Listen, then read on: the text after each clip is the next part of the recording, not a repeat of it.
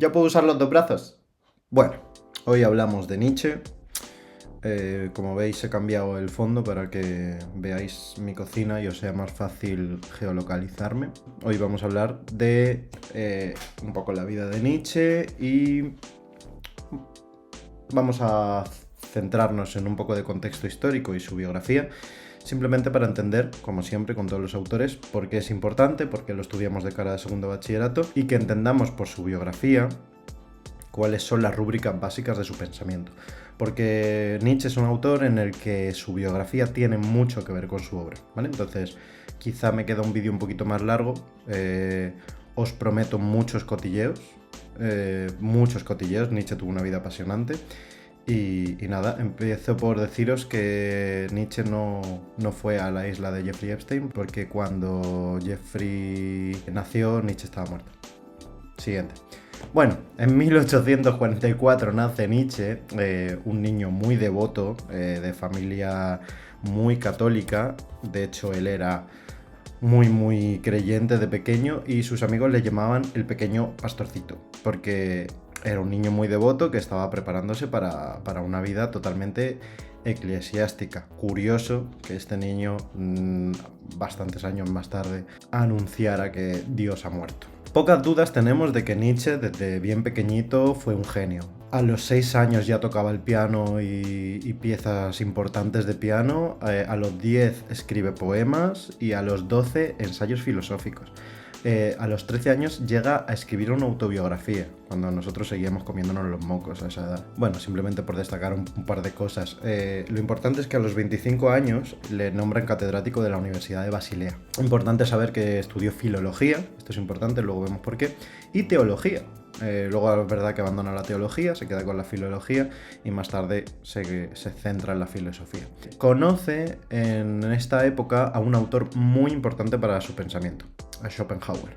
Cuando digo que le conoció, no digo que le conociera literalmente, porque cuando conoció su obra o estaba muerto o estaba a punto de morir. Dios, ¿por qué me sigues a todos lados? Eres un tóxico. Que sí, tío, que sí. Bueno, obviamente él tiene que estar presente, así que le dejamos aquí. Vamos a mencionar a Schopenhauer porque me parece interesante que conozcáis a este personaje y para que entendáis la influencia que tiene sobre Nietzsche, ¿vale?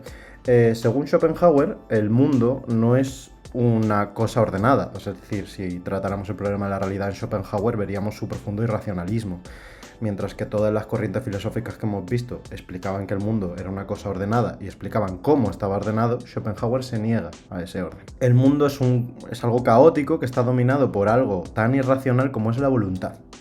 La voluntad es un concepto muy importante en Schopenhauer que Nietzsche va a tomar y va a resignificar de cierta manera. Dice Schopenhauer que los idealistas como Hegel han construido edificios conceptuales magníficos, unas teorías muy potentes que realmente son abstracciones vacías. Son completamente inertes y son incapaces de representar una realidad verdaderamente tan caótica y racional como es este mundo, que está en perpetuo cambio, ¿no?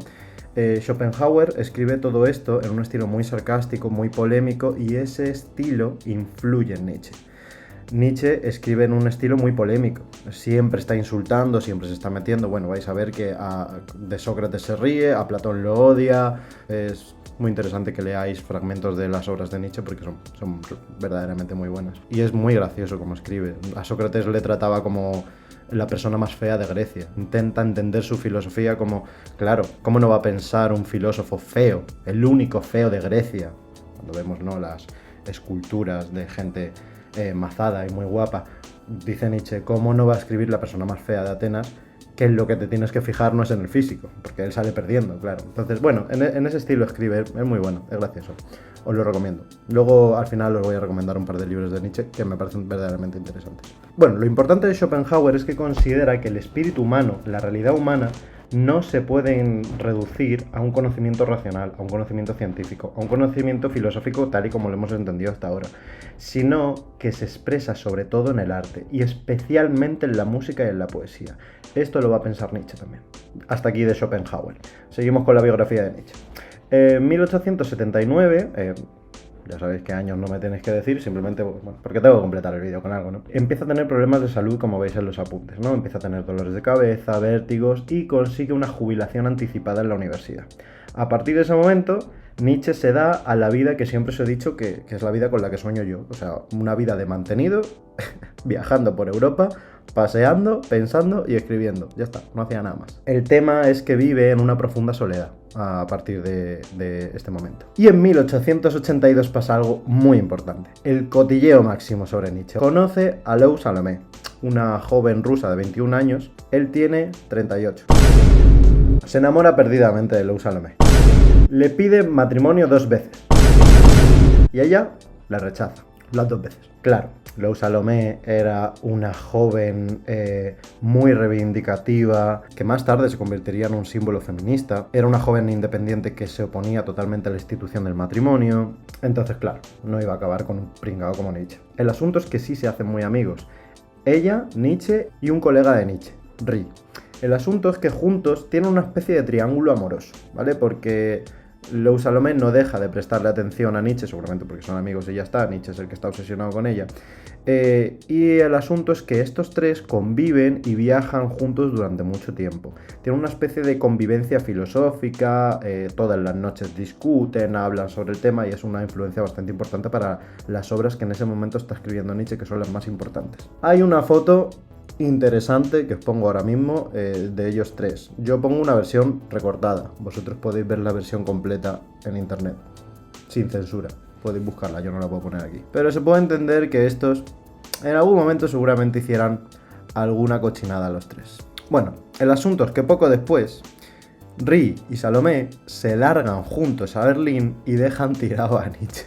Y Nietzsche lo pasa fatal. Escribe unas cartas especialmente sangrantes a Salomé. Bueno, por mencionar, Lou Salomé acabó siendo una reconocida escritora, acabó casándose, luego fue amante del poeta, un poeta muy importante alemán que se llama Rilke, y fue amiga íntima de Sigmund Freud. Tuvo una vida apasionante esta señora, la verdad. Podríamos hablar más de ella, pero no es filósofa, entonces. Hasta aquí el cotilleo. Hay mucho más cotilleo, mucho más salseo, eso lo podéis buscar por vuestra cuenta. El asunto es que en 1889 Nietzsche se vuelve completamente loco, después hablamos de eso, y le internan en un manicomio. Al final del vídeo hablaremos más de esto porque es importante para su filosofía. Muere en 1990, justo empezado el siglo XX, y ya está, y se acabó Nietzsche. Muy bien, hasta aquí la biografía. Vamos a hablar ya del contexto y por qué es importante Nietzsche. Estamos en el siglo XIX, segunda mitad del siglo XIX. Está acabando o ha terminado ya el romanticismo, está en su apogeo máximo, ¿vale? Romanticismo, vamos a interpretarlo a la manera alemana, es decir, con un escritor romántico alemán, Goethe. No sé si lo habéis leído, si no deberíais leerlo. Las penas del joven Werther es un muy buen documento histórico sobre el romanticismo alemán. Es un movimiento literario muy caracterizado por una exaltación absoluta del yo, del individuo, frente a la sociedad. Siempre son individuos rebeldes que lo pasan mal porque están en contra de lo establecido, de las rúbricas sociales, etcétera, etcétera. Entonces, casi siempre acaban torturados y en algunos casos no sé si puedo decir esto en YouTube. Bueno, ¿por qué hablo de las penas del joven Werther? Porque ahí vemos a un personaje hegemónicamente romántico. Es un personaje que está dominado, completamente dominado por sus pasiones, que acaba enfrentándose a un montón de personajes que representan el racionalismo anterior y cómo él con sus emociones acaba entrando en conflicto con ellos y precisamente por ellos acaba produciéndose. Estos racionalistas se niegan a vivir sus emociones con intensidad, que es lo que hace Werther. Muy bien, siguiendo con esto, me interesa que prestéis atención en los apuntes en esta biografía a que Nietzsche es filósofo, hoy en día es un reconocido filósofo, pero en su vida también fue poeta y músico. Su poesía empezó a investigarse hace poco. De hecho, estaba yo en la universidad cuando salió el proyecto de investigación obviamente en la Facultad de Filosofía salen pocos proyectos de investigación y salió uno muy interesante entre la Facultad de Filología y Filosofía que estaba traduciendo e interpretando la poesía nietzscheana que en España había sido desatendida. Es muy importante la poesía de Nietzsche para entender al autor. ¿Por qué? Porque todo en Nietzsche, si habéis tenido un contacto con los apuntes, lo habréis visto, todo es metafórico. Todo es una cosa que no se entiende muy bien. Me habéis preguntado qué es esto de la moral aristocrática. ¿Quiénes son los aristócratas? Nadie, es una alegoría. Vale, entonces tenemos que entender todos los conceptos nietzscheanos como una especie de metáfora. El superhombre es una metáfora, no es Superman. Zaratustra, la figura de Zaratustra, las evoluciones del ser humano, el eterno retorno, son una especie de abstracción metafórica. Y es que para Nietzsche la verdad se presenta de forma metafórica. Las verdades humanas son metáforas, lo vamos a ver en los problemas. Pero importante que entendáis esto en el autor, que su pensamiento es poético. De hecho, él no escribe de la manera usual filosófica. Él no escribe en desarrollo. Justo el texto que vamos a leer nosotros sí es en desarrollo porque tiene que estar cercano a las fuentes filosóficas que leemos para que no estéis totalmente perdidos, pero él suele escribir en aforismos, que es un concepto que no inventa él, pero prácticamente desarrolla él. Son pequeñas verdades expresadas de una manera muy tajante, en la que simplemente se presenta una afirmación sin justificación ni nada. Eso, a él no le hace falta un desarrollo filosófico racionalista como hemos leído hasta ahora. Entonces, entender todos los conceptos de Nietzsche y toda la filosofía de Nietzsche en estos términos. Simplemente quiero decir que entendamos a Nietzsche de una manera más alegórica y no tanto literal. Y me parece aquí el primer rasgo importante de por qué vemos a Nietzsche. Es una cosa rara. ¿Por qué lo estudiamos así? ¿Por qué estudiamos a Nietzsche? Porque también es interesante que empecéis a entender y estudiar cosas que no os presentan una información de manera literal, sino una información que tenéis que interpretar, a la que le tenéis que dar cierto contenido estético, emocional, etc. Muchas verdades del mundo, verdades que vais a experimentar más adelante en vuestra adultez, en el principio de vuestra adultez, van a tener que ver con esto, con verdades que no se presentan de forma clara y distinta, como querría Descartes, sino verdades que se captan de manera intuitiva. Vale, ¿y por qué es importante toda esta mierda que os estoy contando? Porque con Nietzsche se considera que empieza la posmodernidad, que sería, filosóficamente, la época en la que seguimos inmersos, ¿vale? Es una época en la que la verdad ya no es un reflejo claro de la realidad, en la que no podemos hablar de una verdad inequívoca frente a las demás. Hoy en día está muy claro que cuando vemos las noticias o nos informan de lo que está ocurriendo a nivel geopolítico, no estamos accediendo a una verdad, estamos accediendo a una forma de contar la verdad. Y de hecho, la parte tan problemática de la realidad actual es que tenemos que ser muy conscientes de quién nos está dando la información. Si el que nos está dando la información tiene estos intereses políticos, tiene esta ideología política, si tiene esta nacionalidad, si tiene esta otra, si tiene acceso a toda la información, si no tiene acceso a toda la información. Hoy en día vivimos una época profundamente compleja y Nietzsche nos permite entender por qué esta realidad es tan compleja. La verdad, a partir de Nietzsche, y hoy en día esto sigue vigente, es un constructo. La verdad está construida. Los discursos son construidos. Esto lo vimos en Descartes.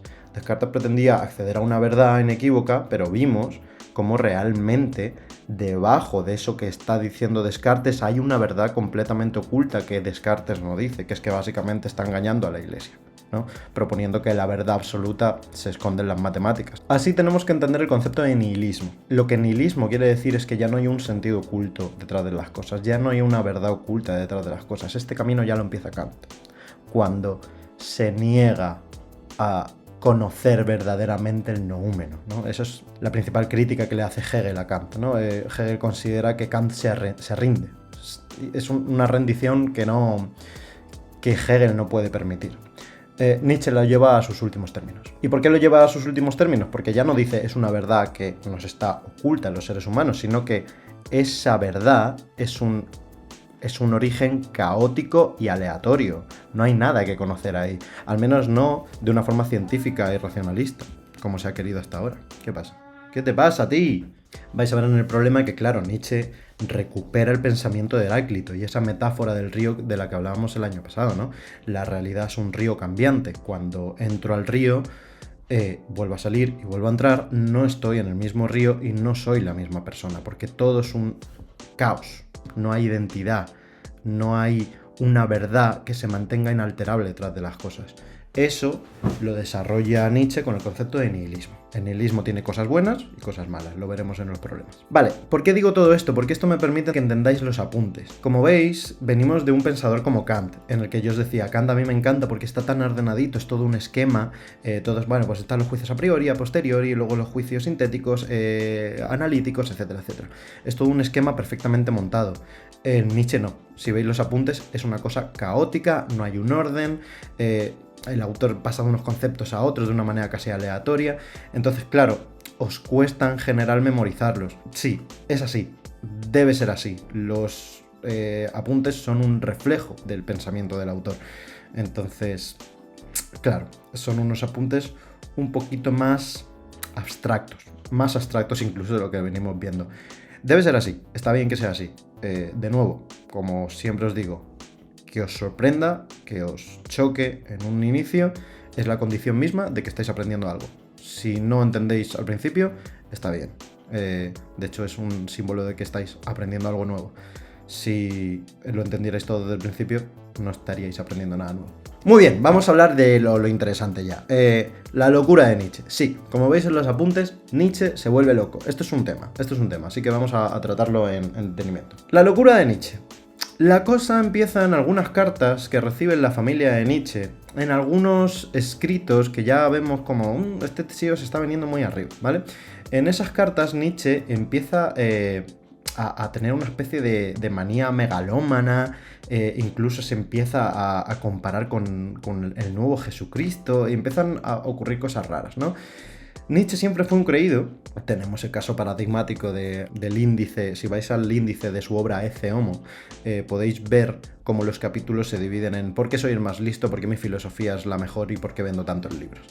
Siempre fue un poquito creído, pero no tanto. Nunca llegó a considerarse Cristo. Entonces empezaron a sospechar. Y las alarmas saltaron ya cuando empezaron a ver quejas de los vecinos, porque Nietzsche empezó a tocar el piano a las 3 de la mañana, empezó a bailar desnudo en medio de su casa, empezaba a gritar y cosas por el estilo. Bueno, la cosa ya se hizo insostenible el 3 de enero del 1889, cuando Nietzsche ve a un caballo que está siendo azotado en la calle por un señor que conduce un carro, y el tipo se abraza al caballo y empieza a llorar, y empieza a pedirle perdón en nombre de la humanidad. En ese punto ya la cosa se puso compleja y a Nietzsche se le interna en un psiquiátrico. El tema del origen de la locura de Nietzsche, aunque está abierto a debate, está bastante claro que es un caso típico de sífilis, ¿vale? La sífilis, cuando avanza, afecta a la cabeza. El asunto es cómo pilló Nietzsche la sífilis. Os invito a buscar cómo se pillaba en el siglo XIX la sífilis, pero vamos. ¿Puedo decir esto en YouTube? Sí, Nietzsche era un guarro. O sea, no es un pensador apasionante, pero no es un modelo a seguir, sin duda. Bueno, la cosa es que se queda en un manicomio un tiempo, después su hermana, y que ahora hablamos de la hermana, y su madre se hacen cargo de él en casa y muere un año después, en el 1990. Empezaba el siglo XX. Vale, ¿por qué digo todo esto? Porque Nietzsche era un tipo que escribía mucho, escribía un montón, claro. Como os decía antes, es importante que entendamos la biografía del autor. Se jubiló pronto, empezó a pasear, a vivir y a escribir, ¿vale? Entonces escribió muchas obras que terminó y muchas obras que no terminó. Sabemos, por sus propias obras, que él estuvo, no toda su vida, pero vamos, la parte final de su vida, trabajando en una gran obra, que era la gran obra en la que tenía que aclarar un concepto fundamental que siempre usaba pero nunca explicaba, que era el concepto de voluntad de poder. Él pretendía escribir una obra llamada La voluntad de poder, que quedó como apuntes, pero no llegó a terminar. ¿Por qué? Porque se volvió loco, ya no podía terminar esa obra. Entonces, ¿qué ocurrió? Que su hermana empezó a tomar control del archivo de las obras de Nietzsche, tanto las publicadas como las no publicadas. Tanto las cosas que escribió Nietzsche de forma lúcida como las cosas que escribió de forma ya no lúcida, en la que ya estaba loco. El asunto es que justo antes de que Nietzsche empiece a volverse loco, de hecho un poco antes, Nietzsche empieza a tener repercusión. Nietzsche empieza a recibir cartas de gente que estaba un poco obsesionado con el pensamiento nietzscheano y las obras empiezan a venderse como churros. Entonces, ¿qué ocurre? Que cuando Nietzsche se vuelve loco, la hermana toma el control de esto, empieza a publicar algunas obras editadas por ella. Esto que os acabo de contar, abre dos debates. ¿Hasta qué punto la obra de Nietzsche es una locura? Hay obras que sabemos que las escribió Nietzsche perfectamente lúcido, pero las últimas, que son las verdaderamente importantes, no sabemos distinguir exactamente cuáles escribió de forma lúcida y en cuáles estaba ya loco megalómano. Entonces, esto abre un ámbito de disputa importante. Hasta qué punto lo que escribe Nietzsche son locuras. El siguiente punto de debate es el tema de la hermana. Si las obras que editó la hermana hacen justicia al pensamiento nietzscheano. Y esto abre un debate mucho más interesante, que seguro que habéis escuchado hablar de él. Se considera que Nietzsche fue un basamento bastante importante del pensamiento de Hitler. Fue una base del nazismo. Y es así. Ahora, no es una cosa tan clara. Hay que discutir sobre esto. Que Nietzsche es una base del pensamiento de Hitler en Mein Kampf es una cosa que no podemos negar. En 1933 Hitler va al archivo de las obras de Nietzsche que había abierto su hermana y lo usa como sustento teórico. Ahora, ¿esto es una tergiversación de la hermana o está ya en Nietzsche? Varias cosas que decir. Esto está muy estudiado históricamente, ¿vale? Tenemos muchas cartas de Nietzsche, porque le encantaba escribir cartas. Hablaba mucho con su hermana, para él siempre fue un sustento importante su hermana. Y su hermana tenía un problemilla, ¿vale? Y es que era profundamente... ¿Puedo decir esto en YouTube? En las cartas vemos que Nietzsche odia profundamente al marido de su hermana. ¿Por qué? Porque es una... ¿Puedo decir esto en YouTube? Y un ultranacionalista alemán. Y lo odia por esos dos motivos. De hecho, sabemos por la biografía de su hermana que su hermana y su marido, no sé cómo se llama, se mudan a Paraguay y fundan allí la Nueva Germania. Nueva Germania era una colonia alemana sustentada sobre la superioridad de la raza aria. Bueno, el asunto es que ella vuelve justo cuando Nietzsche se vuelve loco para cuidar de él, porque el marido se suicida, la colonia esta es un fracaso. Bueno, aquí hay una movida que no os puedo contar en este vídeo, pero que podéis buscar sobre ello porque es un asunto apasionante. De verdad que Nietzsche es un personaje apasionante y todo lo que le rodea. Pero vamos, lo que no podemos negar es que la hermana de Nietzsche adolecía de una cierta condición muy problemática. Y es que la pobrecita mía era... Y sabemos que ella edita las obras en términos ultranacionalistas. Sí, tergiversando la obra, suprimiendo algunos pasajes, añadiendo otros pasajes, y esto está perfectamente estudiado. Hay gente que sigue creyendo que Nietzsche es... Y no, la verdad es que no tenemos mucho sustento histórico para afirmar esto. Tenemos más sustento para afirmar que no hay un germen de nazismo en las obras de Nietzsche. ¿Estoy afirmando que Nietzsche no fuera... No, lo era. Pero lo que también hay que entender es que Nietzsche también era crítico con el nacionalismo alemán que estaba empezando en esa época, que también era crítico con la sociedad germana como tal, a la que consideraba un germen que no debía existir, que también odiaba a los sajones, o sea, odiaba a todo el mundo. Odiaba también a las mujeres, obviamente es filósofo, obviamente tenía que ser machista como todos los que hemos visto hasta ahora. Hay que recordar la cita de la Así habló Zaratustra. Vas con mujeres, no te olvides el látigo. Bueno, con todo esto, ¿qué nos tenemos que preguntar? Entonces, ¿por qué estudiamos al tonto este? Si resulta que no acabó su obra, si resulta que su obra se malentendió, si resulta que incluso puede ser que su obra sean los delirios de un loco, ¿por qué estudiamos una obra tan problemática? Bueno, pues de nuevo, porque no se entiende el siglo XX sin Nietzsche, para lo bueno y para lo malo. Empezamos con lo bueno. El arte y el mundo de la literatura, de la música, de la poesía no se entiende sin Nietzsche. Todos los movimientos de vanguardia tienen un sustento enorme en Nietzsche.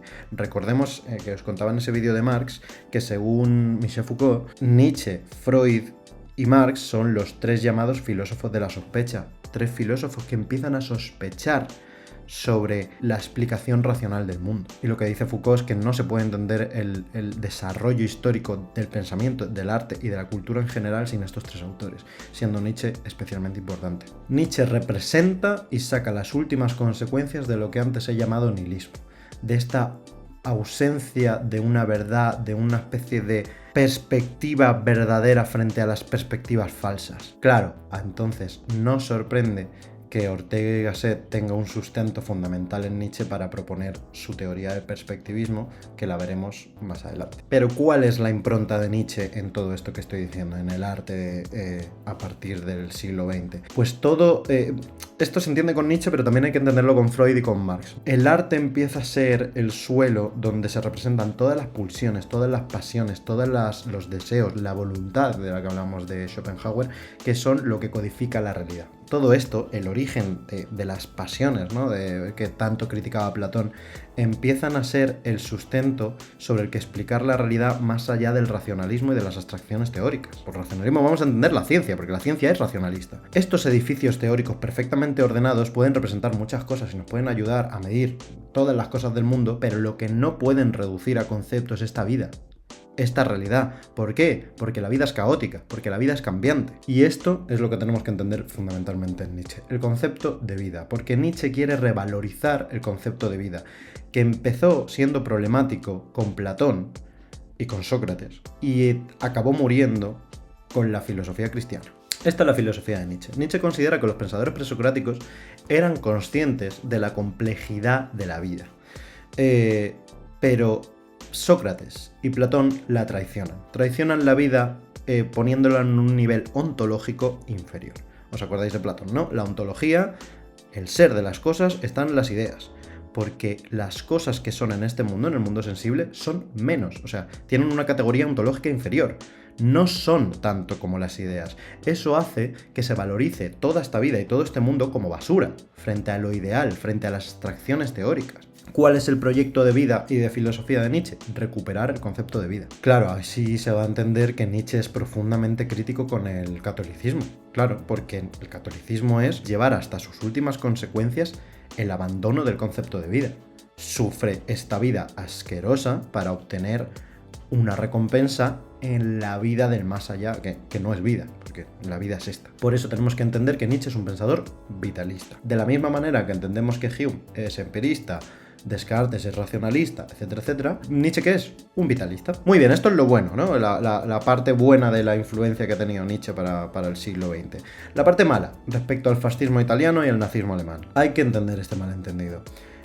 Aunque podemos ver, por lo que he dicho yo, que ambos hacen un mal uso, se asientan sobre una especie de malentendido en Nietzsche, lo que no podemos negar es que ese Nietzsche malentendido está vigente, está activo. Esa interpretación incorrecta de Nietzsche estuvo operativa en el mundo y podemos negar que eso sea el verdadero Nietzsche, pero lo que no podemos negar es que ese Nietzsche estuvo en funcionamiento. Entonces hoy en día podemos hacer un proyecto de salvación, ¿no?, del pensador Nietzsche para proponer al verdadero Nietzsche, pero lo que no podemos negar es que hubo un Nietzsche malentendido que estuvo operativo en un cierto momento histórico y que se utilizó para construir dos proyectos políticos como estos dos de los que estoy hablando. Creo que los filósofos se tienen que responsabilizar de esto y responder ante ello.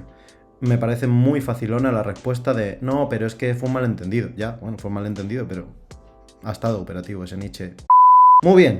Creo que ya he contado todo lo que teníamos que contar para entender por qué Nietzsche es un pensador apasionante, un pensador al que tenemos que entender de una manera muy concreta y por qué lo estudiamos, ¿vale?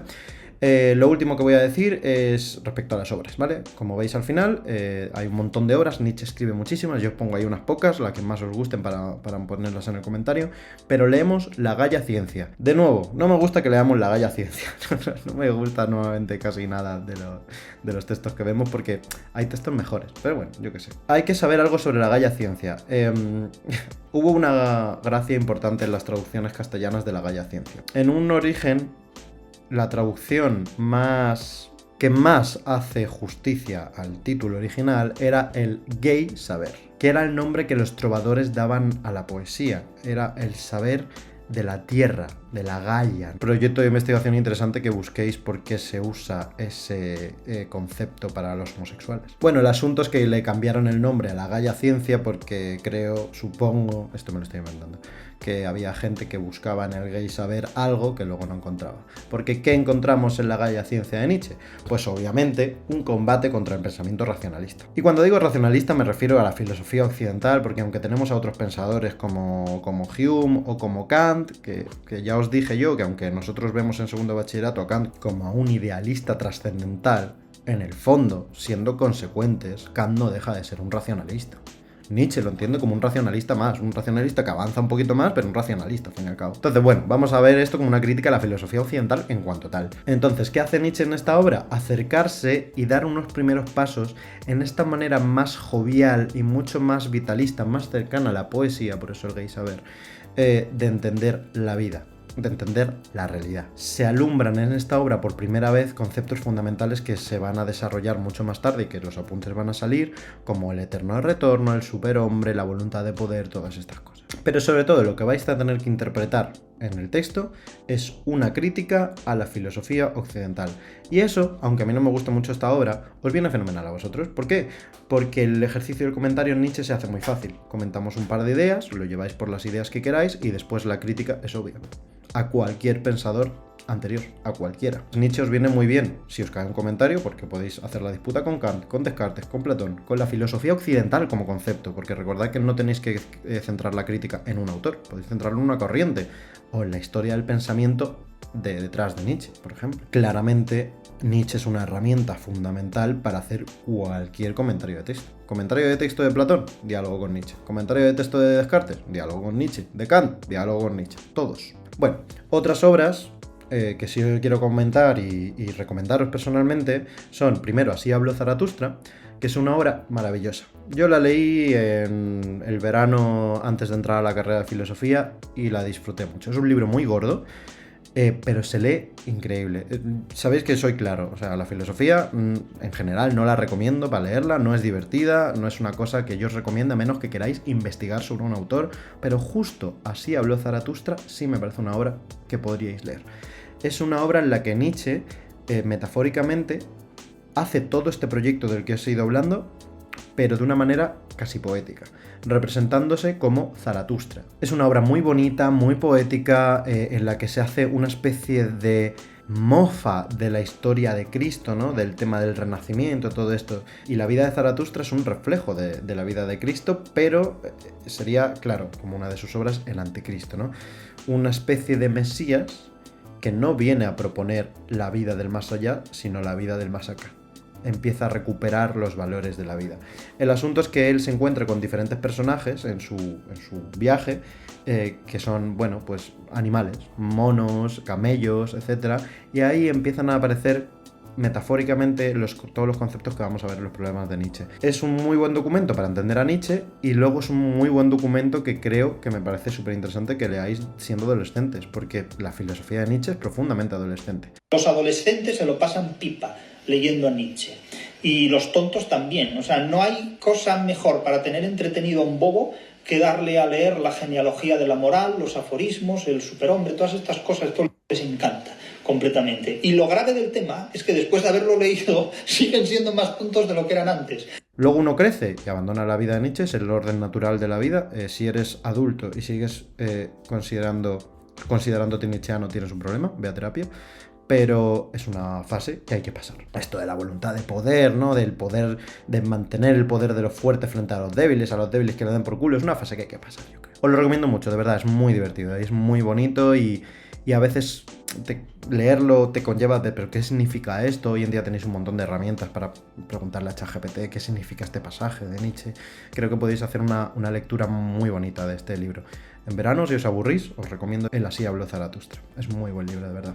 Y luego os recomiendo El crepúsculo de los ídolos, que es una obra un poquito más típica de la filosofía.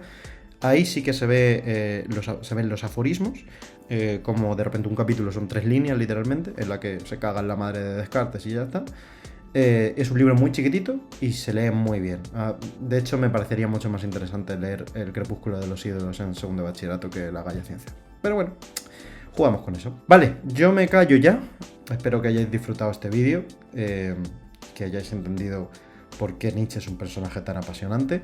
Y nada, si tenéis alguna pregunta, pues ya sabéis que me la escribís en el Classroom y yo las comentaré en un vídeo próximo, ¿vale? Un abrazo y mucho ánimo para esta tercera evaluación que os va a hacer falta.